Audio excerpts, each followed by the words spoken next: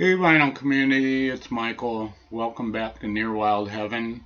Today's video is going to be the second installment of my It Came from Cleveland series.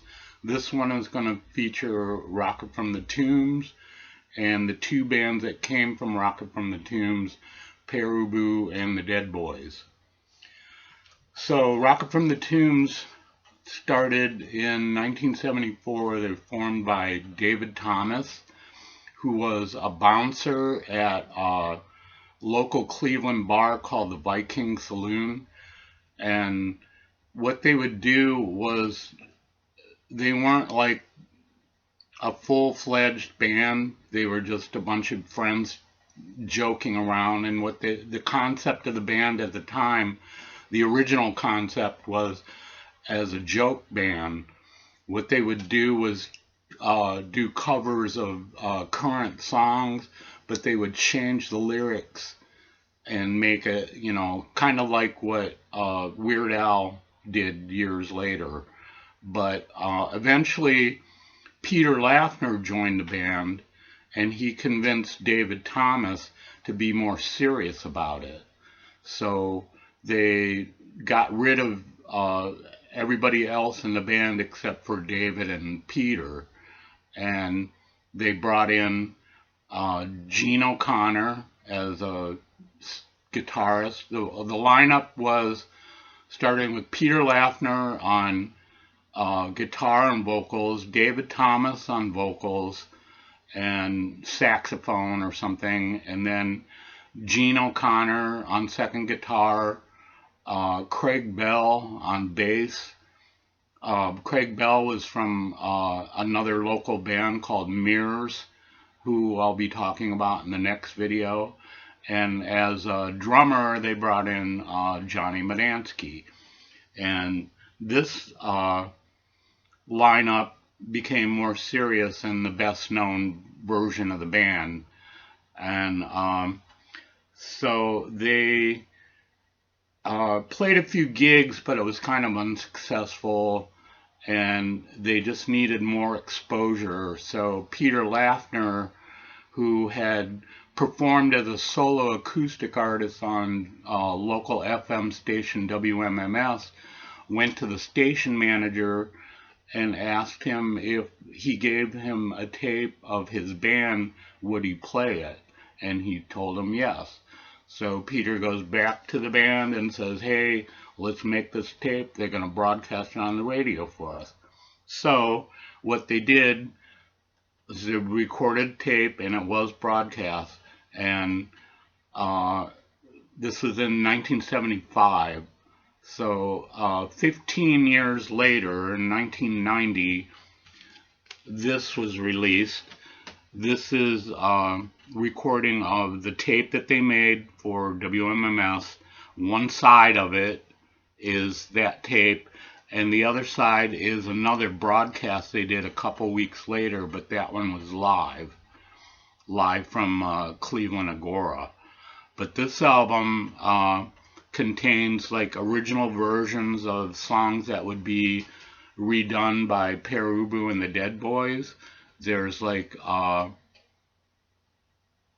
30 Seconds Over Tokyo, which Pere Ubu redid, and Final Solution, another Pere Ubu song, and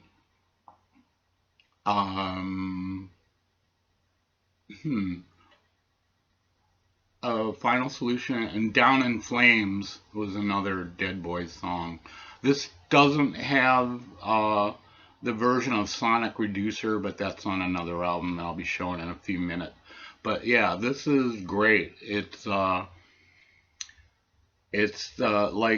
Destructo, Detroit, MC5, Stooges, and then there was also the arty side with the 30 Seconds Over Tokyo.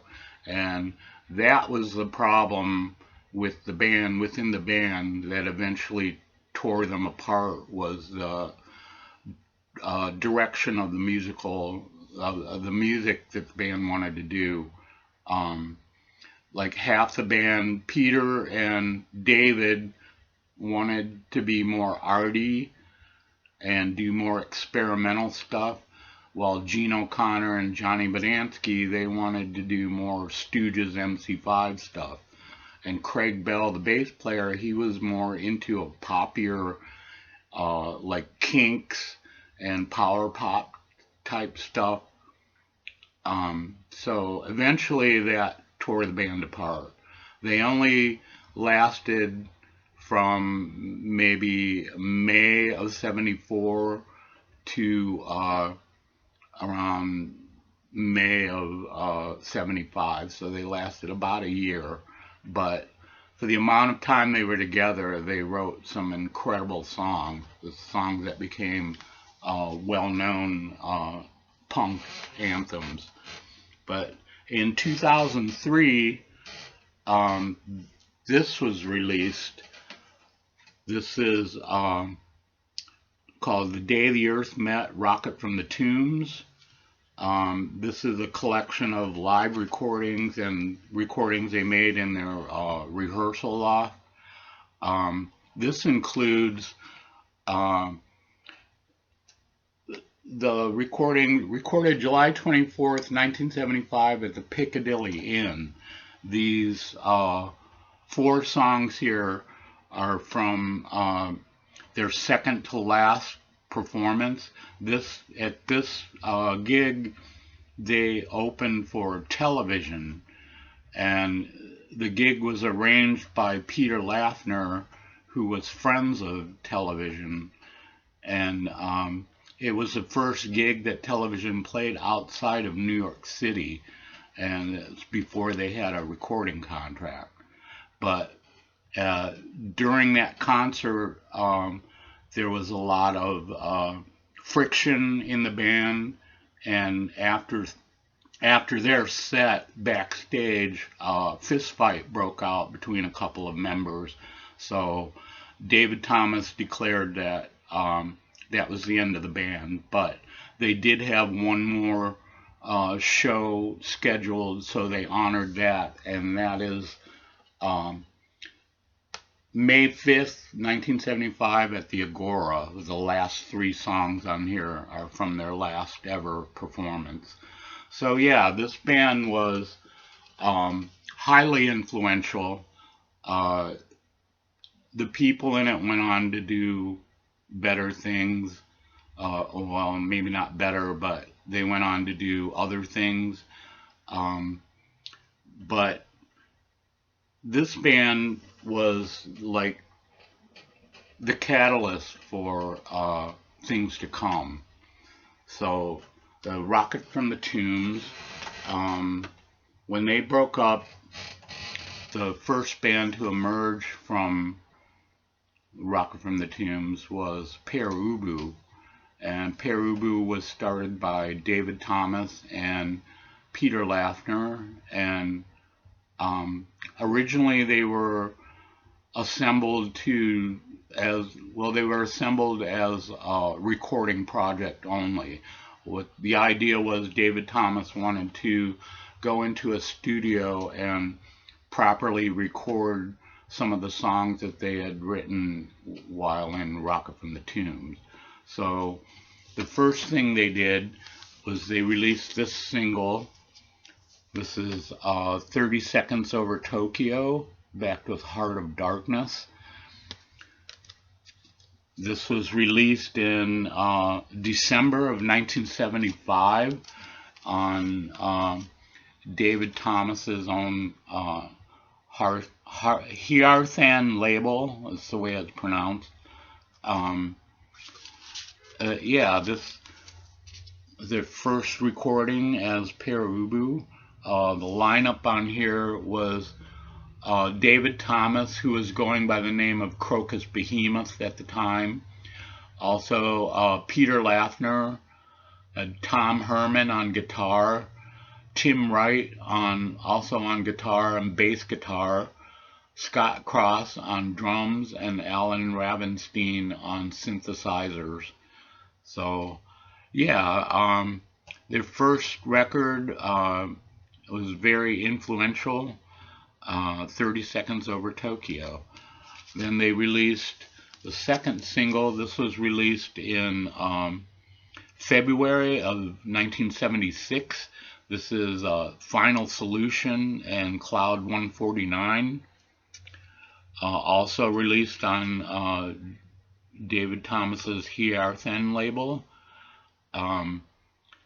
Again, pretty much the same lineup as the first, with David Thomas, Tom Herman, Peter Laffner, Tim Wright, Scott Cross, and Alan Ravenstein was replaced by Dave Taylor on synthesizer and ace-tone organ.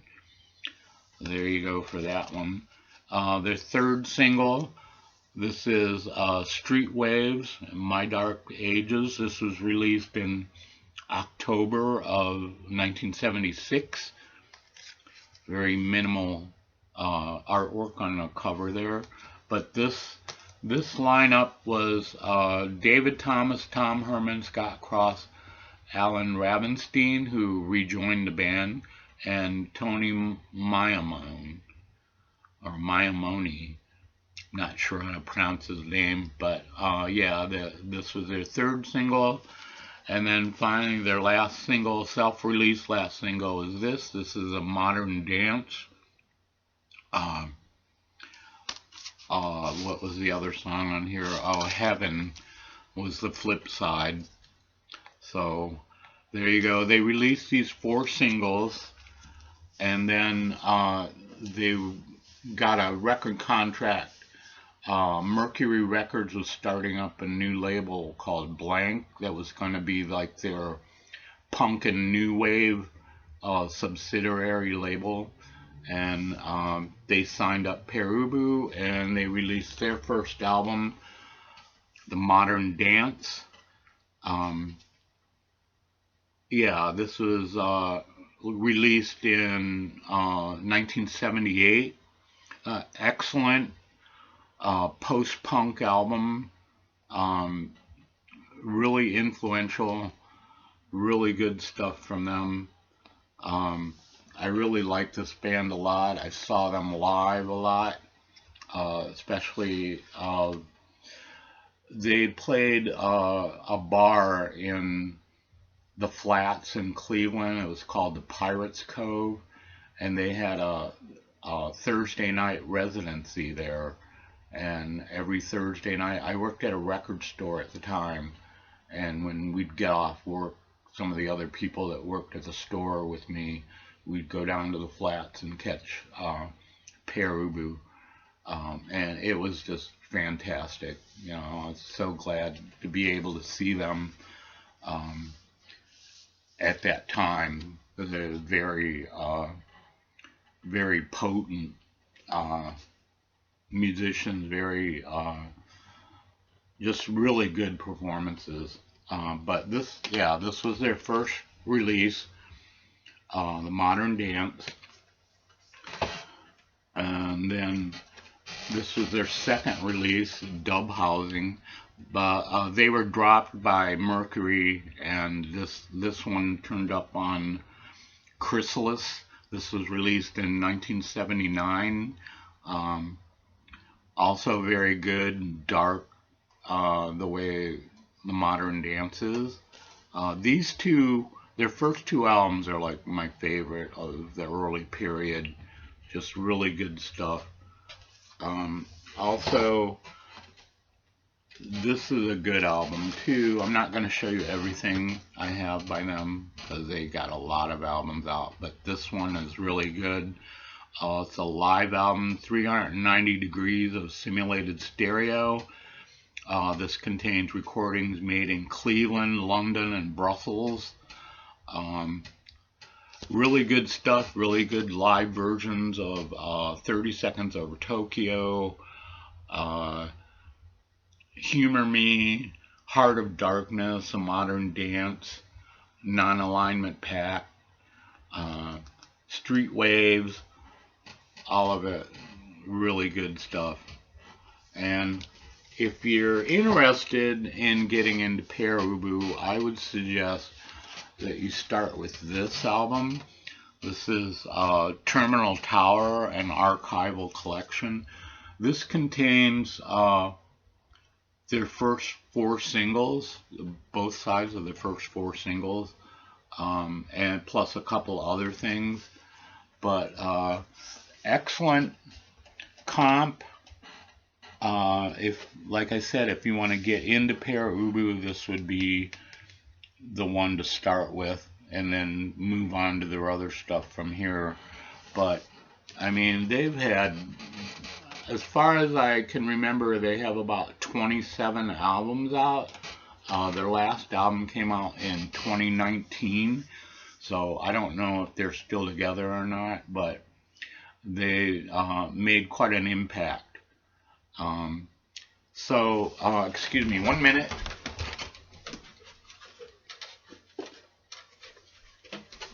Yeah, I forgot something here. The next band to come out of Rocket from the Tombs was, of course, the Dead Boys, but they started out as Frankenstein, and this is a EP, 3-song EP that was recorded by the Dead Boys, then known as Frankenstein.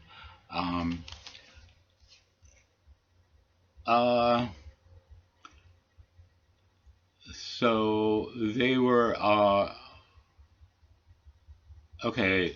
people from Rocket from the Tombs, Gene O'Connor and Johnny Madansky. They were playing as Frankenstein with Jimmy Zero, Jeff Magnum, and Cheetah Chrome. Well, Gene O'Connor changed his name to Cheetah Chrome. They added Jimmy Zero, Jeff Magnum, and Johnny Madansky became Johnny Blitz. So that was Frankenstein at the time. But in 1976, the Ramones came to town, and Cheetah Chrome and Steve Baders, who was the vocalist, they went backstage and they met up with the Ramones. They were talking to Joey Ramone and telling him about the troubles they were having getting gigs in Cleveland, and Joey suggested that they go to New York and try their hand at being at CBGB's. So that's what they did. They changed their name to the Dead Boys, changed their image. As soon as they got there, Hilly Crystal, the owner of CBGB's, became their manager. He got them a record contract with Sire, and they released this, their classic debut album, Young, Loud, and Snotty. Really good punk. Everybody knows this. This is a well-known punk album in the vinyl community. But yeah, just great stuff from the Dead Boys. Really interesting that Joey Ramone is the one who kind of put the idea in their heads to come to New York. So that was pretty cool.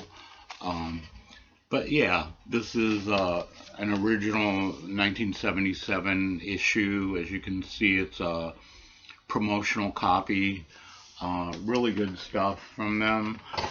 They also put out their second album from 1978. This is We Have Come for Your Children. Now this includes a version of the song Ain't It Fun, which was originally done by Rocket from the Tombs. It's a Peter Laffner composition. It was co-written by Cheetah Chrome. That's why I guess it appears on here. But yeah, it's great stuff. The Dead Boys were a legendary punk band. And I also have this. This is Younger, Louder, and Snottier. This is a rough mix of Young, Loud, and Snotty. It's pretty good. Like I said, it's a little bit more rougher than the original album, but good stuff. good stuff all around. Eventually, the Dead Boys broke up in like 1979. Cheetah Chrome went on to form a band called the Ghetto Dogs. Steve Bators, first he did like some solo stuff that was released on Bomp Records. And then he joined a band called The Wanderers that released one album in 1980. And then in 1981 he joined Lords of the New Church. And so that was it for those two bands. But one other thing is Rocket from the Tombs reunited in 2003, and they released this. This is Rocket Redux. What this is all the songs that Rocket from the Tombs had written in the 70s and never got a chance to go into a studio and properly record them. That's what this is. They finally got to go into a studio as the band Rocket from the Tombs and record proper versions of all the songs, the classic songs that they wrote. But the thing about this is they got Richard Lloyd from television to take Peter Lafner's place, which is pretty interesting. But yeah, this is pretty good. It's nice to hear polished versions of these songs. They even do Sonic Reducer, which is a slightly different sounding version than the one from the Dead Boys. But yeah, great stuff from Rocket from the Tombs. They also released two other albums. This one is called Barfly, all new original material. This came out in 2011, released on Smogvale Records. And then their final album, they released this in 2015. This is called the Black Album. It's kind of harder than their other album. It's pretty good. And this is like the inner sleeve, and it comes on this silver vinyl. Pretty cool. Like I said, it's good modern day hard rock punk is what this album is.